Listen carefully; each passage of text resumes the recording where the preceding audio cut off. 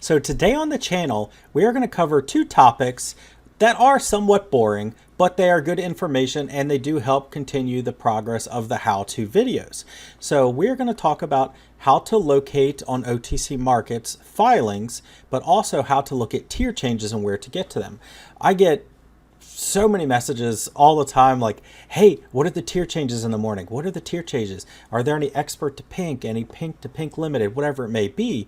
And I'm going to show you guys how you can access that. So in the morning, you can get your own list, because a lot of times stocks that go from expert or caveat to pink limited then become tradable, and that company might have news coming and there is nobody in that stock. So that thing might just run super hard. So it's nice to check on those in the morning. We're going to go through a few different filings, kind of look at debt and so forth. I know everybody's super excited for that one.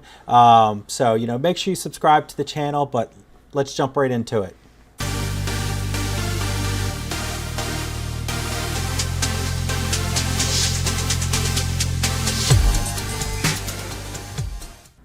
So before we get into the filings, as today's video, how to trade part 3, 4, 5, 6, we're going to do so many of them. We're going to complete compilation of how to trade that way. An early trader can look at it and say, oh, this is good information. I don't want to make that mistake.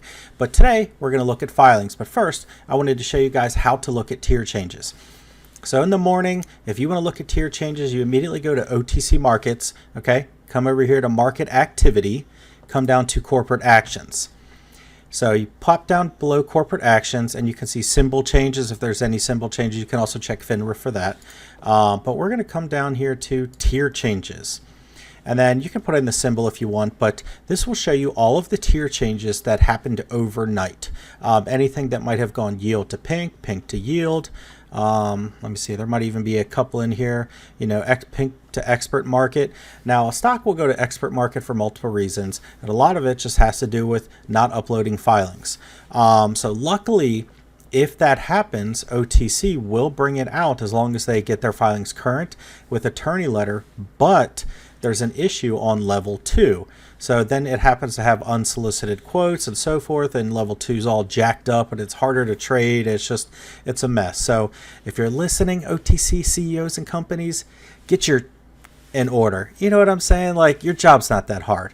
But so that's one thing you can check out, just going through, looking at the corporate actions.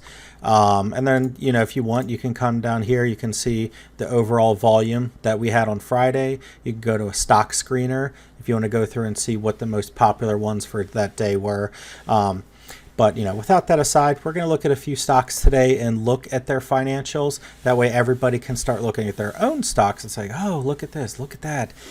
So the first one, it's an easy one. It's ILST. Now what makes it easy is it's a shell. It's going to have a merger, and then so right now it's fairly clean, so there's nothing to worry about. So when you go look at your stock on OTC, you want to come and you want to look at how many shares are restricted, how many are unrestricted, and so forth. So we can see here, and then we're going to go over to disclosure. Okay, so we're going to look up at the latest quarterly report. Now, the very beginning, straightforward. It tells you everything from here. It says, how many shares are authorized, how many common shares are there.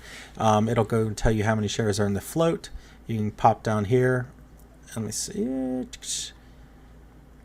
Okay, so and then here's your security information, who the transfer agent is. So if you ever have an interest and you say to yourself, I wonder when the transfer agent's going to update, I wonder what's happening, is the shares going from restricted to unrestricted. There are apps that do that will show you what is coming unrestricted, but you can always call a TA. They might not give you the information, but sometimes they might.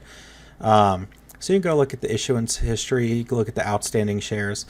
So you can see, new issuance, preferred stock, and then that's Katie Capital, so Karen Courier. So she's the current, the HOD on that one. Then you can come down here to B, debt and securities. So as we can see, has no convertible debt, nothing to worry about. Shouldn't have any more notes. I think it did have one later back that was converted into certs, but they recently had a share cancellation as well. So you can see, here are the financial reports, Karen Courier and so forth, but this thing's bone dry. There's not much to it. You can look at president, secretary, come on down, nothing available. There's no current, assets or anything into it. So You know, those shells are the easiest to read. So those, if you want to start looking at those, you know, that's the easiest way to go. You can kind of check those out. So the next one we're going to look at is HDUP. So nowadays, every time a quarterly report is updated, they have to put an attorney letter with it. So let's pull up HDUP. So HDUP, same thing. You know, we look down here, kind of go through. It'll tell you if there's any name changes in the past, you know, any different predecessors, any stock splits that have happened, you know, security information. And then same thing, you know, here's your transfer agent. Now, this is where it gets sticky.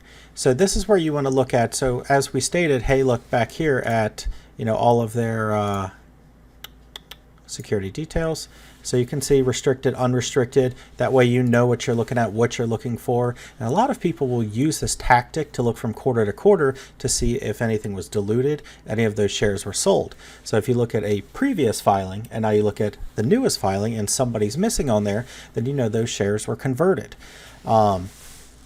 So you can kind of look down. So all of these comments, but these are all currently restricted. See, I think we have, nope, restricted. I thought I saw some unrestricted when I was looking through this. Maybe not. So this has, you know, convertible notes, and, you know, it's outstanding balance. It'll tell you when it was, what it's for, funding on operations, unsecured, non-interest bearing, you know, ongoing expenses.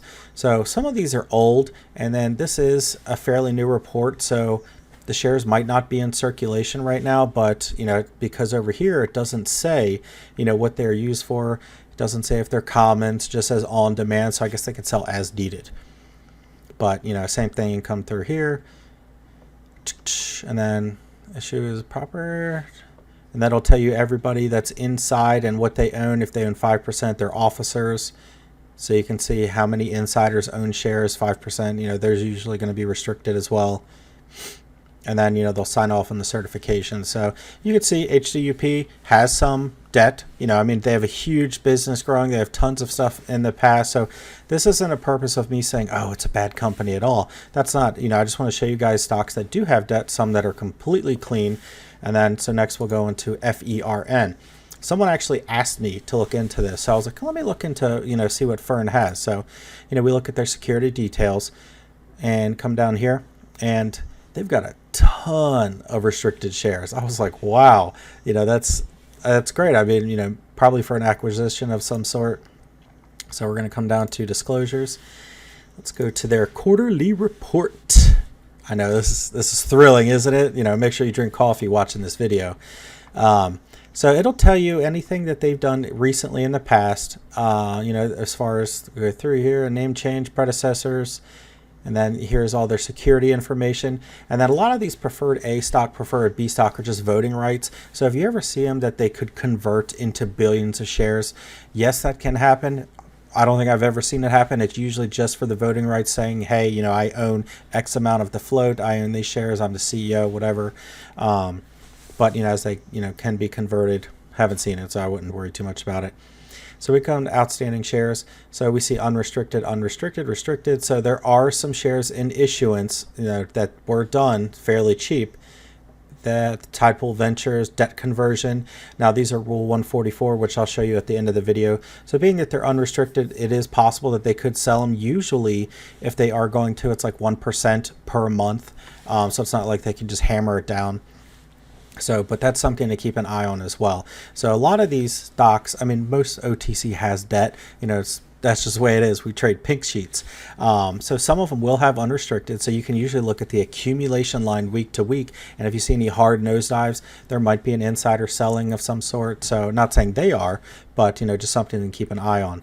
But you'll see mostly restricted. You know, there are some restricted, you know, a couple million shares. And we come down here to convertible notes, and, you know, they've got some loans outstanding, you know, for 15,000, 50,000. And, you know, on a big volume day that can be churned out. I'm not saying that they are selling or, you know, what their conversion price is, but, you know, something to keep in mind. This is where you want to look for debt. So you have your commons that can go unrestricted. And if you don't have that app, you know, it's something to keep an eye on, because if your restricteds go unrestricted, they might be getting sold. Which, you know, that'll bring me to one of the next ones. So you can kind of see the conversion price, 009 per share, you know, when it was issued, the maturity date. So when looking at the maturity dates, you know, back in September, November 2050. Wow. That's something, and then 1623 next year. So those are minute, something small. So that's FERN. Something I wanted to point out at FERN too, you could see all here as far as the insiders. This is really cool. Let me pop down here to the actual financials. So now this is when you hit the table of contents and you go down to their financials. So, their assets, this is what I love to see, especially for an OTC company. Total assets, $12 million, up from last year was next to nothing. And a lot of that, you see note for intellectual property, $8 million. I'll show you down at the bottom, what that's for. But prepaid assets, goodwill, and so forth. Let's see. And then current liabilities, 1.8 million. And you can see debt assumed acquisition. So that's the note for it. So they basically took on an acquisition that was valuable, and then they issued shares for it. Accounts payable, account expenses, and a lot of the account expenses sometimes will go into consultants. They would go to shares, unrestricted, common, and so forth. But a lot of times they get churned out. And then we come into here, operating expenses and so forth.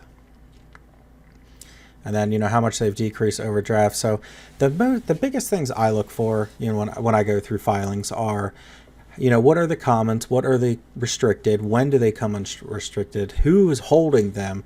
What kind of debt they have? And is that debt convertible? What price is it convertible at? And what is the maturity date? So, because if you're holding the stock and you're like, oh no, 10 million shares become, mature next month, there's a chance it's going to get sold into the share price, and it's going to go down if there's, not enough pressure pushing it up. So the next one we're going to talk about is AXCA. This is AXCA. They don't have one for, recent, so we're going to go with this one. So I guess they're a little overdue. They better get to that. So you can see their prior name changes, 2009. And then we can kind of scroll down here. Same thing, security information. And then we're going to go into who holds shares. So you can see tons of restricted, but there are some unrestricted for A1. And then this was for common, new issuance. And so it's tough too, because this is an older report. So we don't know if a lot of these debt conversion, as you can see here, the unrestricted new issuance, that maybe they got sold, over the past several months. So it's something we need to see. That's why it's important to look at these filings every quarter. And then you can kind of debt conversion, unrestricted. So that will show you why the share price has deteriorated some. I mean, this thing hit 10 cents, 15 cents, but they have a fair amount of debt. It is what it is, but it's a great company because of how much their assets are. It's crazy. So I'll show you down here too. So we can see, asset purchase, defaulted, convertible. Okay, let's go down. Okay. All right, AXA, where's your financials? Quarter report financials. Here we go. So this is incredible. This company's got it. So inventory, what they have: accounts receivable, cash and equivalents, total current assets, 22 million, land and building, 68 million. But basically, their total assets are $252 million. A lot of it is from software, contracts, goodwill, payables and so forth. But there's not many OTC companies have $252 million in assets.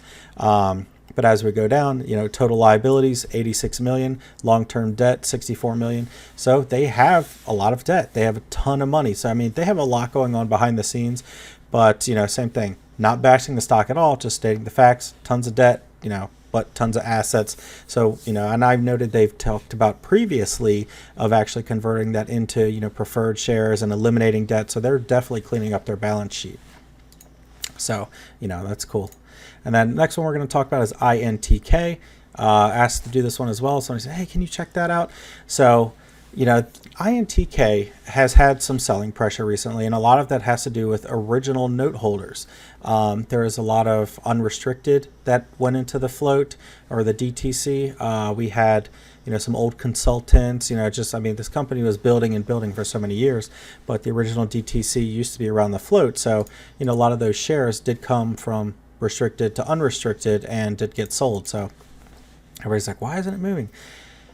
All right, so let's go down to quarterly report. Okay, so you can see where all the common stock restricted, so no issues there. And then you will see some debt that they've accumulated. Let's see, since 2016 up through March of this year. And then, same thing, March, so additional debt, as far as a loan. But, same thing, they're doing a lot behind the scenes, so something to keep an eye on. If there are any more comments that go unrestricted, it's possible it could affect the share price again. But the tough thing is, even when those comments go from restricted to unrestricted, they might not be sold. More often than not they are, but, at what price, at what level, how much are they selling? So same thing, this is all just informational. Wanted to show you guys how to access these filings, what to look for, what kind of debt do these companies have, and then any type of conversion price that they have, how much assets do they have. If they don't have any money, more than likely, and they have a ton of debt, guess what, share price is going down.